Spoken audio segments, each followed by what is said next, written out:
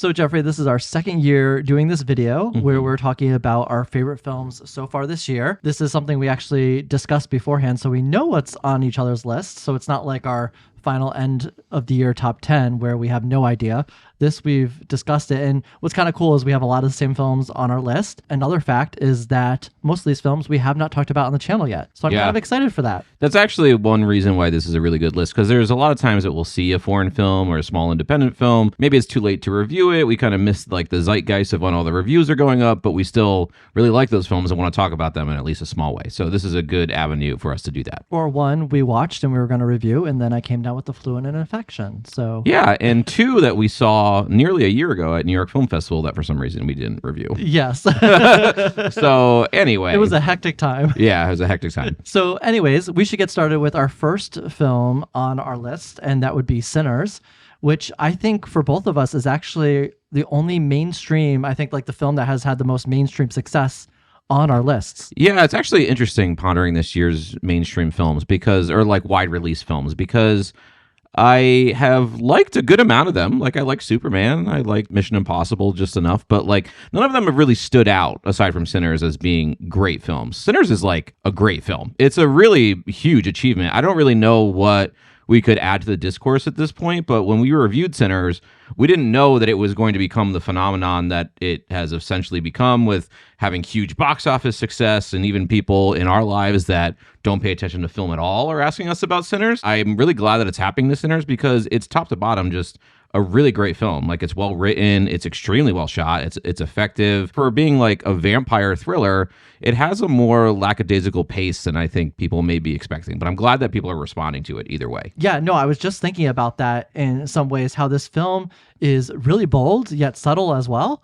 There's wonderful heart to it, so beautifully builds all these genres together with a story of like heart and like moving on and charting your own path away from all this tradition and culture of your family. I just really love the film. We do have a huge review on this, so I don't think we're going to go into too much detail about that, because I feel like we just can't add more or do any more justice than we already did in that review. Yeah, totally. All right, so we're going to move to Misericordia, which is a movie we actually saw at New York Film Festival last year, but we, for some reason, didn't review it. And we both really, really liked it at the time. So I'm glad that it's been released. Reading a lot of lists and watching videos about some people's favorite movies of the year, this tends to come up a lot, which I think is really great. Talk about a film that like keeps you on your toes. Like, this is a dark comedy thriller that's wildly unpredictable. I've seen it twice now, and the first time, especially because you don't really know where it's going, it's really easy to watch it as a thriller that suddenly becomes funny. But then as I watched it the second time, knowing what happens, it's pretty funny all the way through.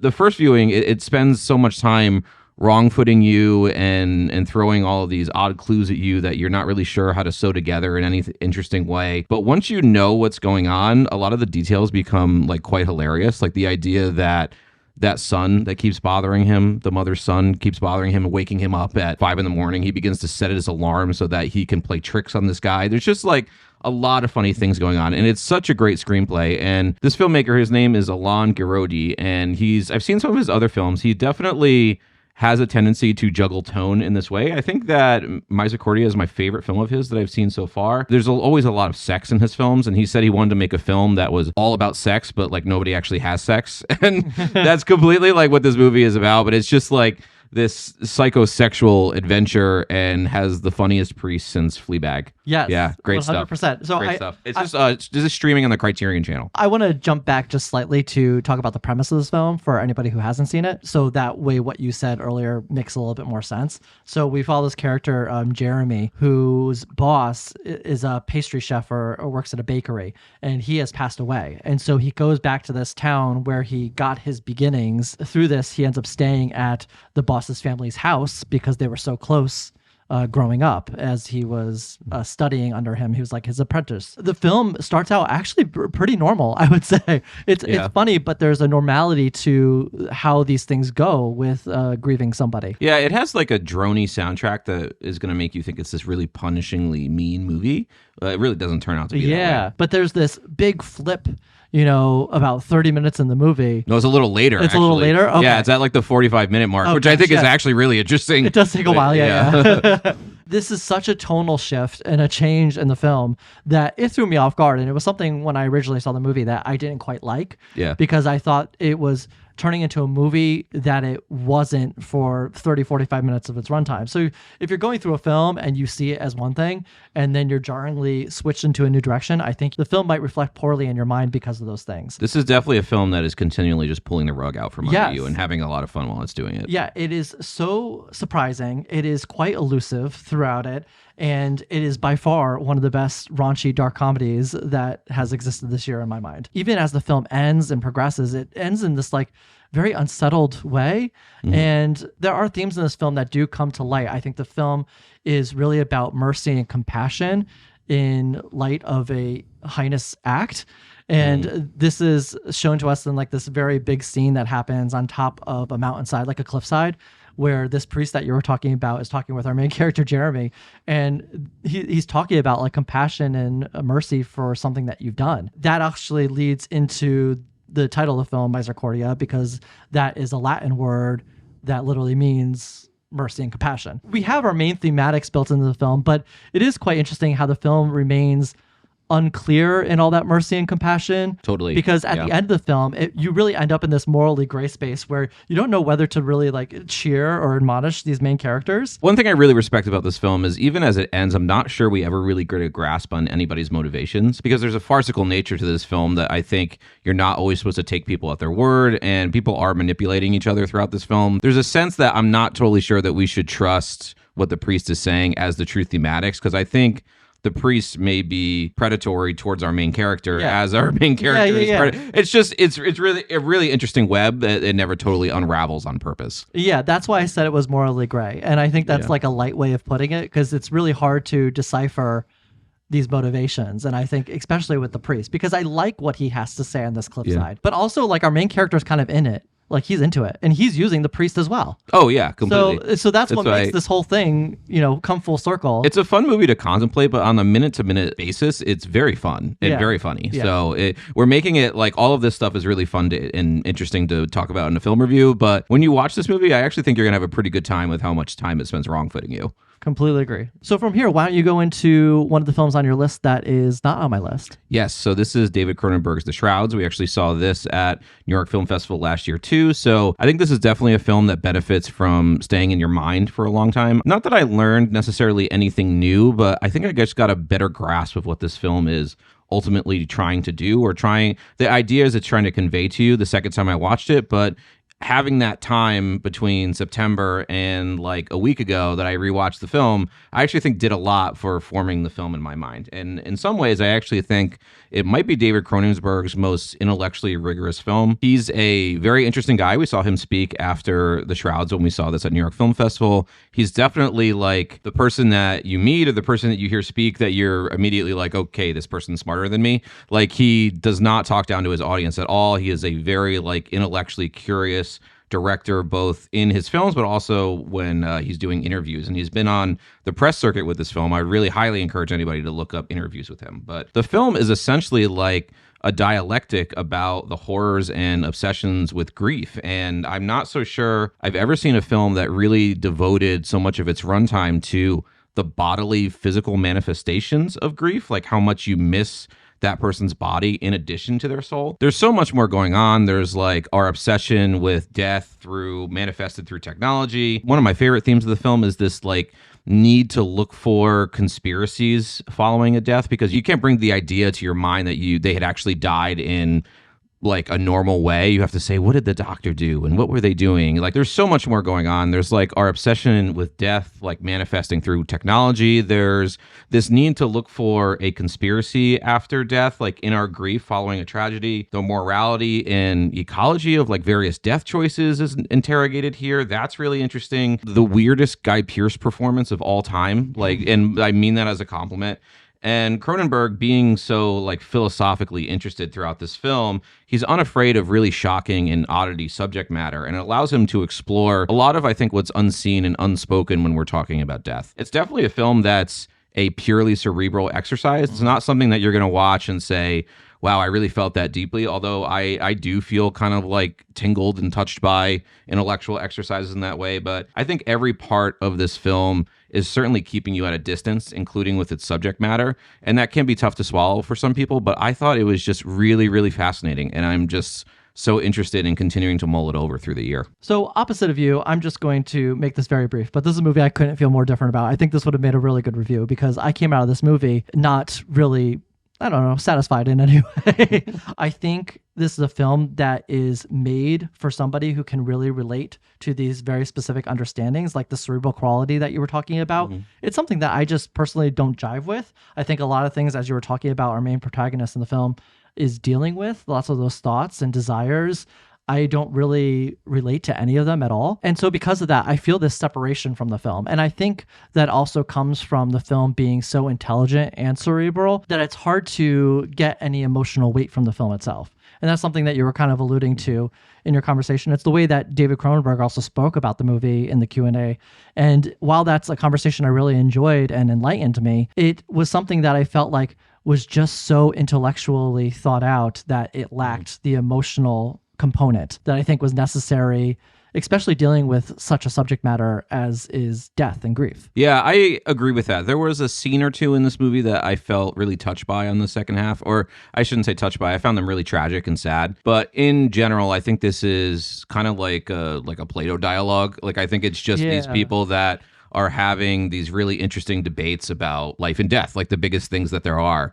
And I find that really interesting. You know, I don't need the emotional component, and I'm not knocking you for needing it. I think most people need it, actually, but this movie kind of does away with it in an interesting way. And it's almost like he knows he's doing away with it because the way he directs his actors is so wooden and so steely, like on purpose. Yeah. Almost like they don't show their emotions, they tell you about them, which is interesting. That's usually something I really don't like in writing, but it's wrapped up in all of these like really exploratory, interesting ideas. I don't trust Cannes reviews anymore. Like I don't trust reviews out of Cannes when they pan a movie because I think on Metacritic this had like a 52 out of Cannes and now it has a 74. So like once it was viewed more, people really liked it. But when it came out of Cannes, everybody was like, oh, like Cronenberg has lost it, blah, blah, blah. It's just kind of an interesting turnaround. Yeah, I mean, that being said, there was an immense amount of craft in this film in terms of its visuals. I love the way it's utilizing this sci-fi-esque or this possible future of how we grieve people in terms of how we bury them and how there's cameras and you could see them. I love the set design. It's really interesting. Yeah. Like the idea of the shrouds, these giant gravestones. It's like really eerie in this futuristic way. Reeks of this like brutalist architecture. It's just like the walls are so clean cut and square and concrete, and it feels so cold. There are some indications, I will say, that Cronenberg is at least a little in on the joke. You remember he has a first date with this woman at the restaurant, and then he takes her outside and he's like, want to see my dead wife? And she like has to step away. Like she almost barfs. So I think he kind of realizes that this is a kind of a strange curiosity of his. But it's, I really like the film. So from here, I want to talk about the film On Becoming a Guinea Fowl. This is absolutely one of my favorite films of the year so far. This film follows the character of Shula, a woman on the way home from this costume party when she comes across a body in the road. And after a conversation on the phone with her father and her cousin pulling up in her car, we come to find out that this is their Uncle Fred. So the film follows this character of Shula through this experience of a funeral with all the tradition, culture, and customs that surround such a life event. And one of the reasons I absolutely love this film so much was because it's a film of such immense detail in both its dialogue and its imagery. There are these tense musical cues that follow our main character Shula as if tradition and culture are haunting her or warning her of danger. And danger itself isn't just limited to something that's physical in this film, but it's danger in the mind as well. The film really deals with some horrific acts, which I won't go into much detail about at all because I don't want to spoil it for anybody who hasn't seen the film.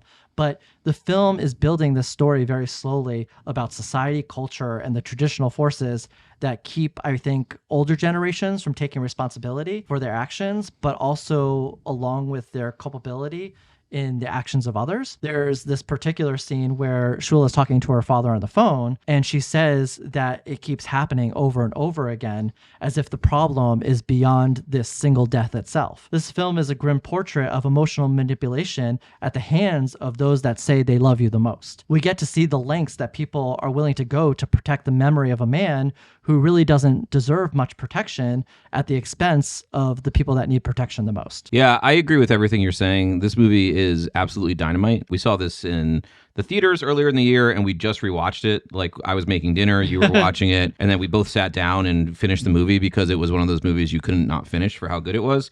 But I agree with so much of what you're saying. It's a movie that's really surprisingly sophisticated in a lot of ways. I think it slowly transitions like from a sharp, deadpan, absurdist comedy to a really grim morality tale, and the strong like meditation on family secrets and how they can be imposed and cause such profound harm to the younger generations. It's so skillfully made and so skillfully scripted, as these events early in the film are really easy to interpret in one context and then have a whole other context as you're either watching it a second time or you're reflecting back on what the film was doing in its first couple of scenes. I mean, the main theme of the film that you were talking about is about family secrets and about the danger of repression. And there is this tendency in families to sweep really unpleasant memories under the rug, especially when somebody has recently passed away. It could be anything as small as a financial loan to something as large as a prison sentence. And often there's this obsession with don't make fuss, don't make trouble, like just be quiet. There's nothing is going to happen and blah, blah, blah. It's over now. And it completely neglects the victim's perspective. Not only did I not know that this film was about that from the start, but the really intelligent way that this movie and the script doles out all of these details so skillfully, you're able to have revelations about the characters and about their history at the times that they would be most potent. Yeah, this movie really puts all these elements in a very specific and intentional order. There's this overlay of a TV show that's playing about animals, teaching the alphabet and an animal associated with each letter. And so the movie very intentionally splits up this TV show into 3 different segments that play throughout the film. And at the end, you get this really intense moment in which the meaning of the film and its metaphors land with part of this TV show that plays. One of the best endings of the year? Yes. Yeah. Yes. I will talk about that briefly in a moment. I'm going to back up just slightly because you were talking about some of these amazing sequences. And so I want to mention one in particular that was just an absolute highlight of the film. There's the scene where Shula's aunts, they catch wind of the thoughts that Shula is having through her mother. This is the scene in the pantry? Yes, this is the scene in the pantry.